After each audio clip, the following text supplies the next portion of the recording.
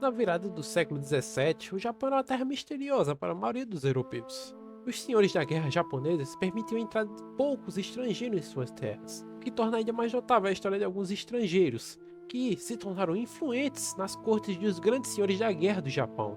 Uma dessas pessoas é William Adams, que, de um navegador inglês a serviço da Holanda, virou um senhor feudal japonês e tornou-se uma peça importante para o maior shogun do Japão, Tokugawa Ieyasu. William Adams nasceu na cidade de Gillingham, no condado de Kent, na Inglaterra. Ele teve uma infância particularmente tranquila, mas essa situação mudou aos seus 12 anos, quando seu pai faleceu.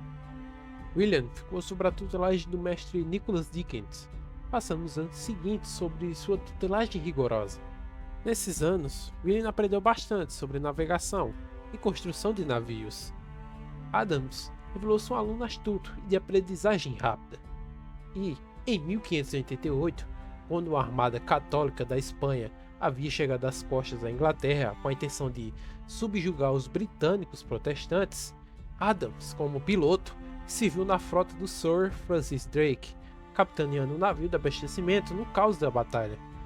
Quando Adams chegou aos 30 anos, já era um navegador extremamente experiente e, atraído pela perspectiva de ganhar muito dinheiro, principalmente com o comércio no Oriente, William e seu irmão se juntaram a uma companhia holandesa, que tinha como missão partir da Holanda em direção ao Oriente, contornando a América do Sul através do Estreito de Magalhães, trocando prata por mercadorias com os habitantes locais e logo em seguida partindo em direção ao Japão para estabelecer novas relações de comércio e futuramente regressando à Europa com especiarias do Oriente. Em junho de 1598, a frota de Adams, composta por 5 navios, partiu de Texel, na Holanda, em direção ao Oriente. A frota de Adams conseguiu atravessar o Atlântico, descendo a costa da América do Sul e chegando ao Estreito de Magalhães. Devido ao mau tempo, a frota acabou se dividindo e apenas o Hope e o Leyte chegaram ao local planejado. A tripulação não se deu bem com os habitantes locais e foi atacada. 20 marinheiros foram mortos, inclusive o irmão de Adams. A viagem através do Oceano Pacífico também se mostrou um grande desafio, com eles perdendo mais um dos navios quando o tufão os atingiu, levando o navio e toda a sua tripulação para sua sepultura. O que agora havia sobrado da tripulação e da frota estava exausta e sofria com escorbuto. Após uma viagem de 2 anos, o Leyte chegou a Kyushu Oriental, no sul do Japão, em abril de 1600. De sua frota inicial, só ele havia sobrado, e reduzido a uma tripulação de 23 homens, em sua maioria doentes, e com a carga que ia desde mercadorias a canhões e mosquetes. Nessa mesma época, o Japão encontrava-se num estado frágil e delicado. Depois de anos em guerra civil, ele havia sido unificado em 1587 por Toyotomi Hideyoshi, que havia trazido estabilidade para o Japão por um período. Mas ele agora estava morto, e como seu filho era muito jovem, ele, antes de morrer, havia nomeado um conselho dos 5 daimyos mais influentes para governar até que seu filho atingisse a maioridade. Mas é claro, cada um deles tinha suas próprias ambições, e aquela estabilidade logo culminaria em conflito. Outro poder presente no Japão naquela época eram os portugueses, que já estavam há décadas ali e também tinham tido bastante influência, já que foram eles que introduziram aos japoneses o conceito da arma de fogo. Mas seu foco naquele momento era na relação de comércio com o Japão, principalmente como intermediários no comércio de seda entre o Japão e a China. E junto deles estavam a Companhia de Jesus, mais conhecidos como jesuítas, que estavam lá principalmente com a missão de disseminar a religião católica. William Adams e 9 dos seus tripulantes, que eram os únicos com condições de ficar de pé, desembarcaram pela primeira vez na província de Bungo, onde lhes foi concedida comida pela população local. Um daimyo menor não tardou a chegar à aldeia com um intérprete que era um padre jesuíta, e este naturalmente ficou consternado por ver ingleses e holandeses em solo japonês. Eles foram acusados de pirataria e logo em seguida foram presos, tendo seu navio apreendido e seus canhões e mosquetes sendo desembarcados. Rapidamente se espalhou a notícia de estrangeiros bárbaros chegando ao solo japonês, o que chamou a atenção de Tokugawa Ieyasu, que naquele momento era um dos 5 regentes. Sob suas ordens, Adams e o restante de sua tripulação foram escoltados ao longo da costa japonesa até um porto em Osaka. Quando chegaram, foram mantidos presos no castelo em Osaka por Tokugawa, que queria esses estrangeiros peculiares em segurança, e fora das garras dos seus rivais, que certamente também tentariam explorá-los para obter informações valiosas.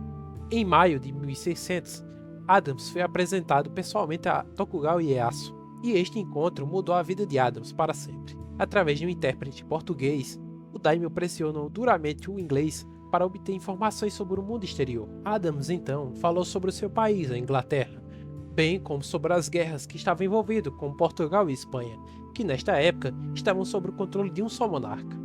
Quando questionado sobre religião, Adams declarou-se como o seguidor de Deus que fez o céu e a terra. Tokugawa havia negado os pedidos para a execução de William por parte dos portugueses e continuou se encontrando com Adams várias vezes entre maio e agosto de 1600, impressionando Tokugawa com seus conhecimentos de matemática, navegação e construção naval. A estabilidade frágil do Japão logo desmoronou quando, meses mais tarde, as tensões entre Ieyasu e seus rivais entraram em ebulição e culminaram na grande batalha de Sekigahara, onde Tokugawa destruiu seu rival, Ishida Mitsunari. Fontes europeias da época afirmam até que Tokugawa utilizou os mosquetes e canhões de bronze encontrados a bordo do navio de Adams para quebrar as fileiras inimigas e conseguir sua vitória. Com a vitória de Tokugawa, ele assumiu um título que não era usado há anos, o de Shogun, um título que passaria pelos seus descendentes pelos próximos 265 anos, uma vez que agora era Shogun de todo o Japão.